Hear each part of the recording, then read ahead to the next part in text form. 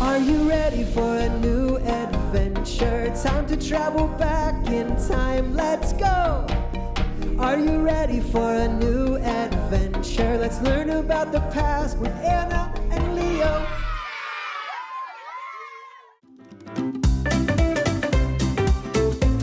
Hi friends! Welcome to Unlock This, a podcast from Honest History, where we join our friends Anna, Leo, and Percy on adventures through time and uncover some really cool stories along the way.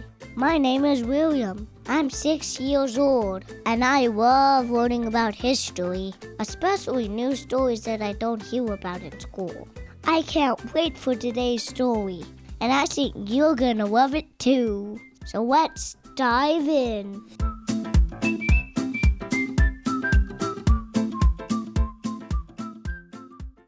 Leo, do you smell that? Yeah, it smells amazing. What is it? There's a food truck parked in front of the museum. I think that's where the smell is coming from. Let's go check it out. There's a line of people waiting in front of the truck. It looks like they're each getting a pink box. I wonder what's inside those boxes. Let me see if I can sneak a peek. It's donuts! Leo, the food truck is serving donuts. I knew I recognized that smell. Ooh, I wonder if they have samples. I don't think there are free samples, but there are some free flyers. The sign says we can take one. What are the flyers about? They're about the history of donuts. Here, take a look. The history of donuts. The flyer says that a donut is made by frying dough, and cultures all around the world have their own version. It also says people have been snacking on fried dough since ancient times. But these fried foods weren't exactly like the donuts we know today. Does it say where donuts came from? It says people think donuts came to America over 400 years ago. They were brought here by Dutch immigrants, but they didn't call them donuts back then. They called them oily cakes. Oily cakes? What else does the paper say? That's it. I think there was a second page to the flyer, but it must have been torn off. Maybe we can get a new one. Are there any others? No, that was the last one. Oh, how are we going to learn the rest of the story? Well, I know a mouse that can help us with that. Percy! Good idea, Anna. Let's go inside the museum and see if we can find him. I bet Percy smelled the donuts. He's probably not too far from the entrance. Knowing Percy, he's probably trying to figure out a way to get inside the food truck. There he is! What did Percy say? He asked if we brought him any donuts. I told you. All the mouse thinks about is snacks. Well, and history. Which means he's probably going to love our next adventure. Percy, Leo and I want to learn about the history of donuts. Do you think you can help us? Maybe there's something in the vault about donuts. I think that's a yes. Let's follow him inside. Percy is pointing to that shelf. Do you see anything on the shelf, Anna? Yeah, there's a piece of paper. It looks pretty old. And there's writing on it, but it's really hard to read. There's a strange word at the top of the paper. I think it says olicokes? Olicokes? Let me see. Huh. What do you think an olicoke is? There's something else on the shelf. It's a piece of red cloth. I think it's a tie, you know, that you wear around your neck. Come look, Leo. I wonder why that's important. Hey, there's something at the back of the shelf. Here, let me see if I can reach it. It's a piece of pink cardboard.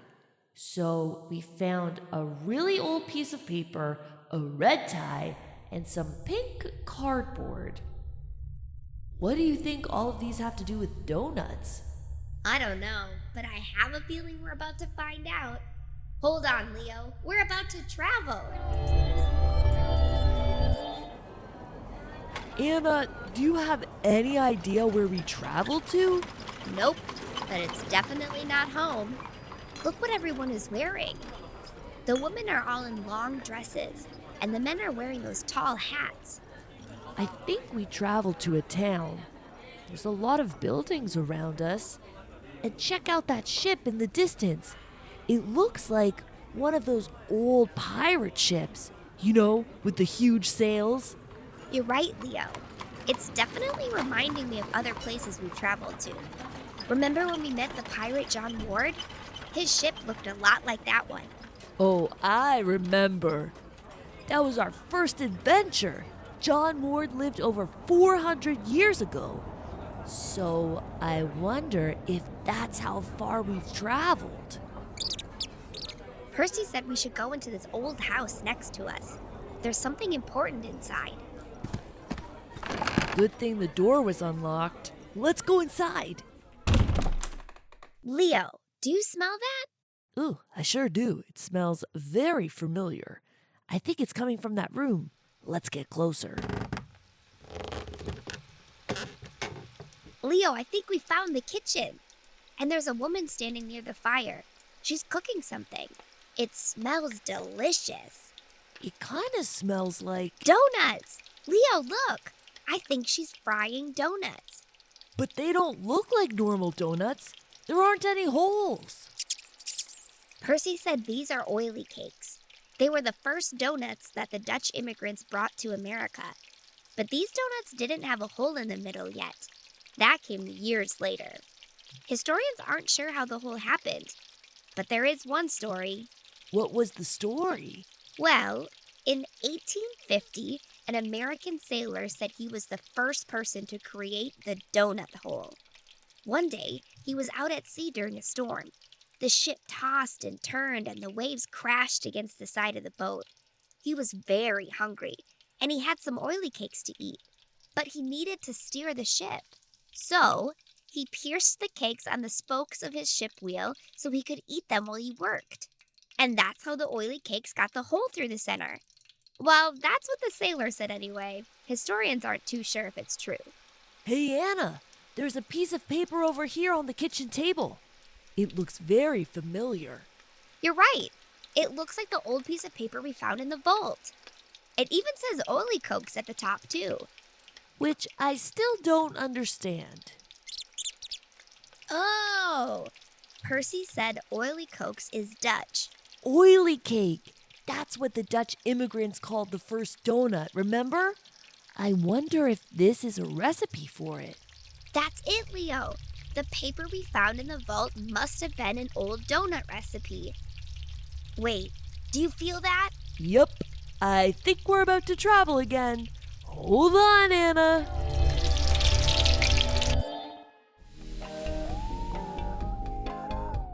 Hi friends, are you enjoying today's episode? I'd like to take a quick break from the story to tell you about another great place to learn about the past. Honest History creates magazines and books for kids that are filled with fun stories and activities that bring history to life. From pirates to spies to great inventions and so much more, you'll learn about interesting people, places, and events from around the world that made history. Created for kids ages 6 through 12, you can sign up and receive new adventures delivered straight to your doorstep every quarter. Just visit honesthistory.co. That's honesthistory.co to sign up today. Oh, and here's a special offer for our podcast listeners. Use code UNLOCKTHIS for 10% off. Again, that special code is UNLOCKTHIS. Okay, let's get back to the story.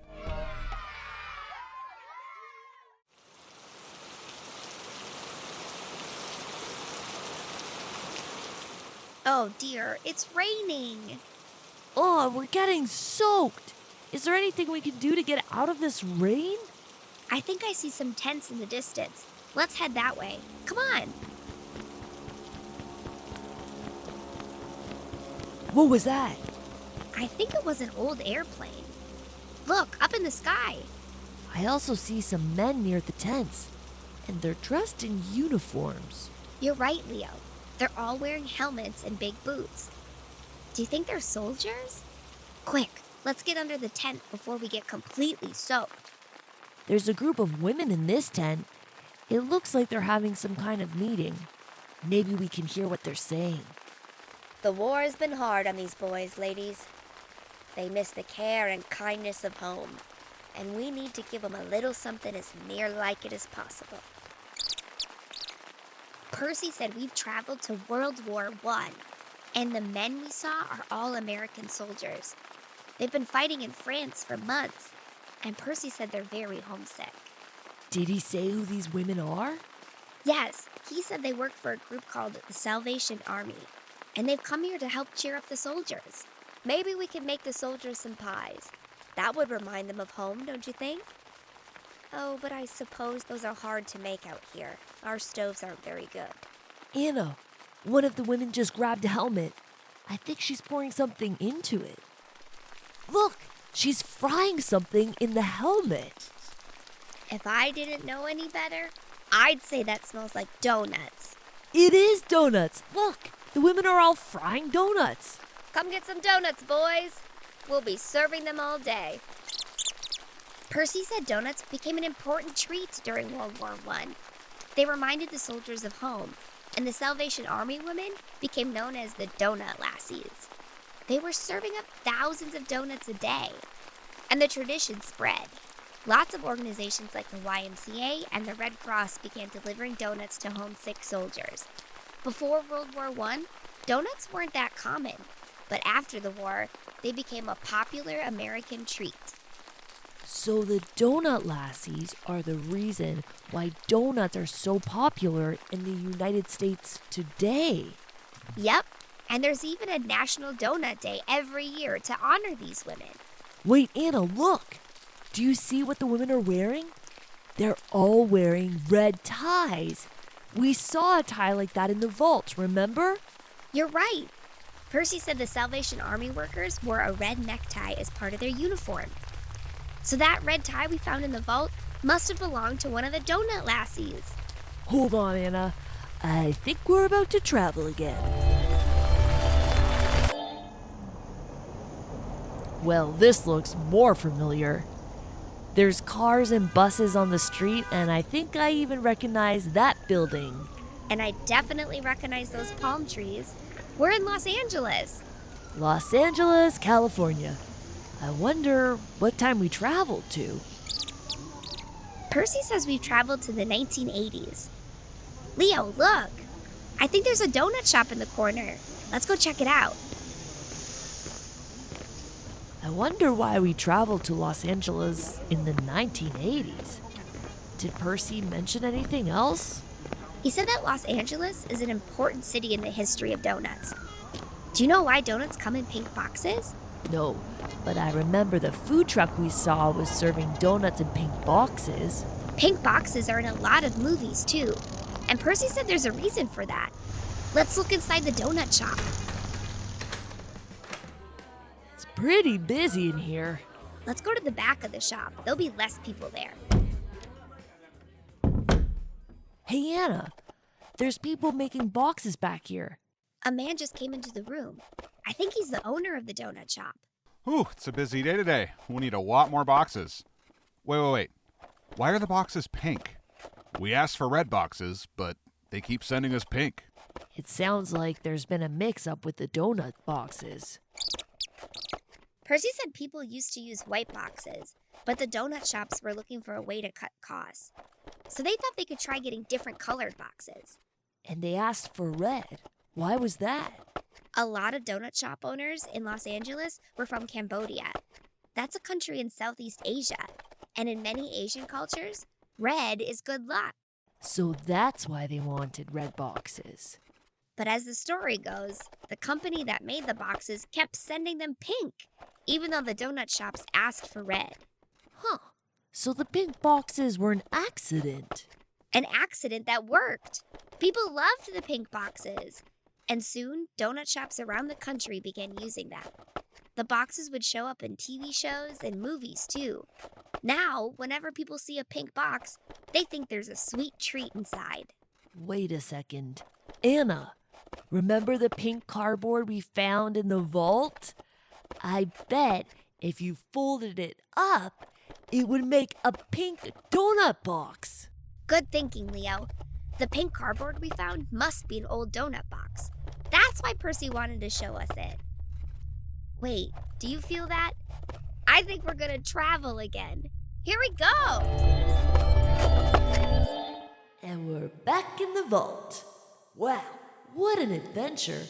Who knew donuts were over 400 years old and that they became popular during World War I? And that the pink donut box was an accident.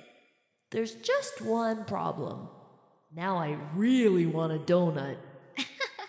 Me too. Let's see if that food truck is still there. Don't worry, Percy. You can come too. I think you deserve a little treat. Welcome back. That sure was a great adventure. I don't know about you, but I'm gonna tell all my friends about this amazing story. That's all for now. But if you want to learn more, be sure to check out my favorite magazine for kids, Honest History. There's a ton of stuff to learn in each issue, and I love the fun activities and questions. Bye! This episode was narrated by Nikki and JoAnn Schinderle and written by Heidi Coburn. The production was read by Robot Pirate Media. To learn more about Honest History, visit us at honesthistory.co and follow for updates on social media.